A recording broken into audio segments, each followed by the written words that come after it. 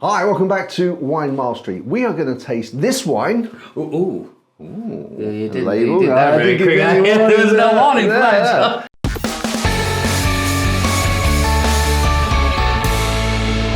And this wine, believe it or not, it is French. So French are always expensive, aren't they? They do tend to be, yes. Yeah. Well, they always are. They are, I've always said. All right, so the price for this is £8.95, which actually for a French wine is not expensive. Well, it's not. I mean, we've tried to define this before, haven't we? We said anything over £10, then he's getting expensive. But under a tenner, and especially for a French wine, that's. I think you've had a really, really retrograde effect on me, John, because I was going to say, well, £10 and to 20 is like medium, and above 20 is expensive. Yeah. I think you've got that effect on me now that we're going over a tenner. It's like, he has to think twice about it. He'll take a seat before he makes that decision.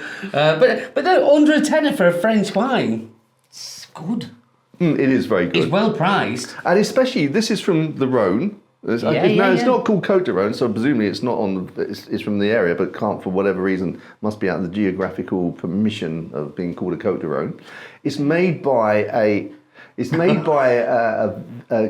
company that actually has vineyards in Châteauneuf-du-Pape. Yep. So obviously that's serious wine, serious money as well. So a lot of experience, and be really, really interested to have a taste. Well, John, let's do it. Let's do it. So let's have a look at the colour first. Okay.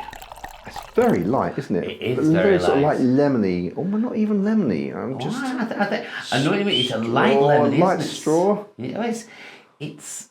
Is it straw or is it hay?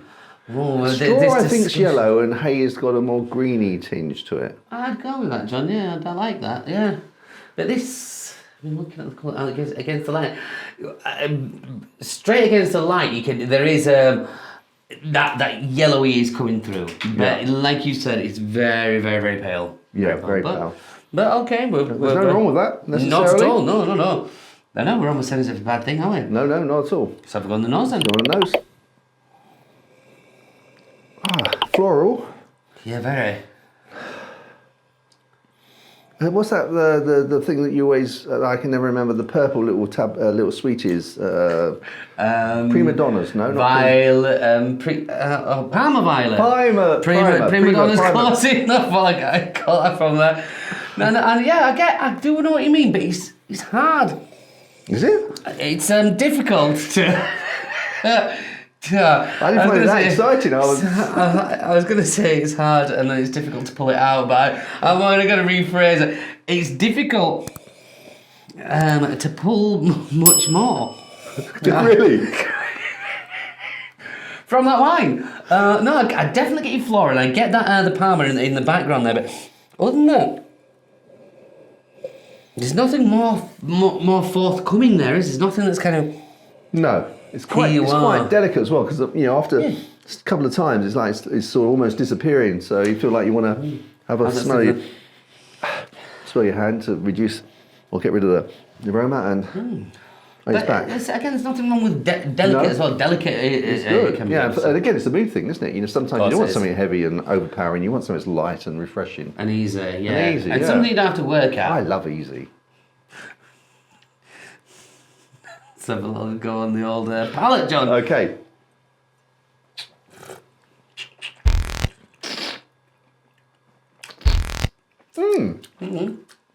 I get the floral. Yeah.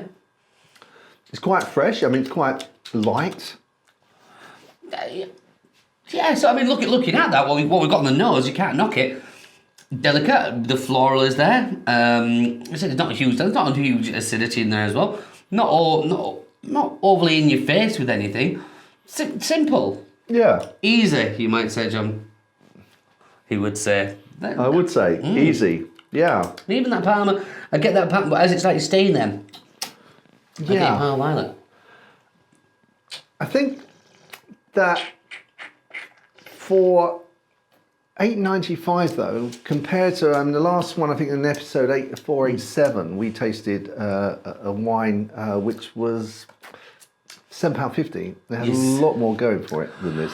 Yeah. So there's a couple of things we can say there, isn't it? Number one, if on face value, personally, I would like right now, which one, if I was saying, right, you got that one or that one, that's the price, I know, upon trying them, I know which one I would go for, but this is a style, light, delicate, easy, which we've gone through, so this might be a style that somebody else would like over. Yeah. But then if you're paying that, was it 145 more, of course, you know exactly how much more it is. 145 pennies, yeah. Why did I even ask that question?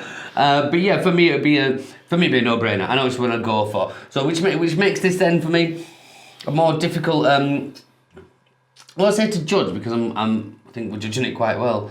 Yeah, I mean, I think I think your point you made is well made about it being a mood thing, and if you just want something that's light, and you're just maybe sort of a garden party, and something refreshing, not too heavy, then this is fine. It's a nice wine. Yes. It's a nice wine. It's not a spectacular wine. Yeah, and that is there's a difference in how you would describe it. It's nice. Yeah, it's okay. Yeah. That's it. And again, with that mood thing, what do you want from a wine? Sometimes you just want something nice. But most of the time you do want something that's going to just be a bit edgy. I'm going to say something that you might not in particular, but something that's just going to come from here and it hit you a little bit, or just have a little bit more about it. This is okay. Yeah, it's okay. And I think we've somewhere we've read that nice expression, it's a fridge door wine. Fridge door wine. Now, I've just been shown this. I think it's amazing. Why I've never used that before. No. Fridge door wine. Yeah. Because we've all got one of those, haven't we? It's just we'll just take that one out back instead. But it's always there, that fridge door wine. Yeah. For when those people that are those people that come round. Or people that you come round and actually that you're going to be focusing on the conversation rather than focusing on the wine. So the wine is just there as a lubricant rather than actually for you to devour and enjoy in quite the same way. Yeah, I've only got this left. I'm sorry. No, that's I'm not putting it. It is French. It is. Yeah, so I mean that is fairly cheap for a French wine, and it's from the Rhone. And now But I mean, whether that matters to you or not, I mean, some of us it won't matter to, because all you're interested in, presumably, is the taste, not really where it comes from. It's whether you enjoy the taste. Yeah. I'm enjoying the taste, but having experienced wines that are as good as this, if not slightly better, at a cheaper price, that has its effect. Yeah. Yeah, I mean. Well, as you said, I'm trying to pull that out and think, what point? Yeah, the fridge door wine is about. Yeah. Okay. Well, before we move on to the score, let's look at some pairing. Pairing. Okay. I've not thought about this, so John. Do you want me to please, go? John, if that's okay. So I think that again, something light with this, because I think anything too strong would overpower this. So I think sort of some white flaky fish, maybe in a little bit of a butter sauce, some sole. Would be really nice with this. This wouldn't, I think this would probably complement that quite well. And chicken dishes. I mean, I noticed on the read of this, they suggested chicken leek pie. I would say actually chicken and leek pie would be a little bit strong for this wine. I think it would overpower this wine, so I wouldn't. But if you've got a chicken salad, something like that, this would go well. Yeah, nice. Yeah, I'll get that. And upon there, I was just thinking, for me, I've recommended it before, but the Tom de Savoie. There's absolutely, I love Tom de Savoie. He's a nice guy. Know him well.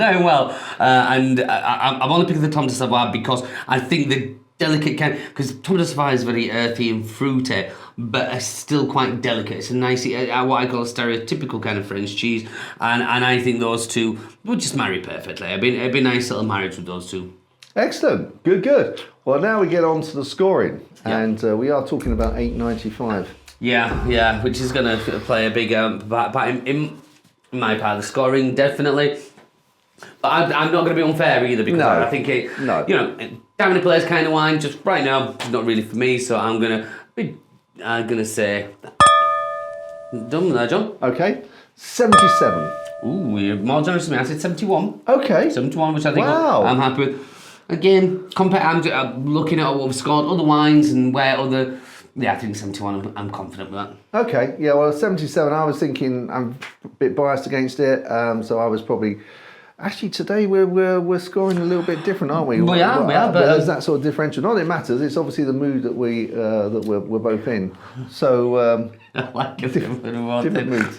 So yeah, I'm being generous. You're being tight. So I honestly think I am. I think I don't know. Am I coming in with these high expectations and not hitting it, or am I just being generally? Yeah. Who knows? Who knows? No. But it's what it is. It's fair enough. It's what it is. Yeah. It is what it is. Okay, guys. Well, if you get a chance to try this particular wine, then please let us know what you think. Mention it in the comments. Be interested to read those. Don't forget to click the like button if you enjoyed this video. Also, click the little bell on that. Make sure that you're advised as soon as we put another video up on YouTube. So, until the next time, we'll see you there. Chin chin. Chin chin.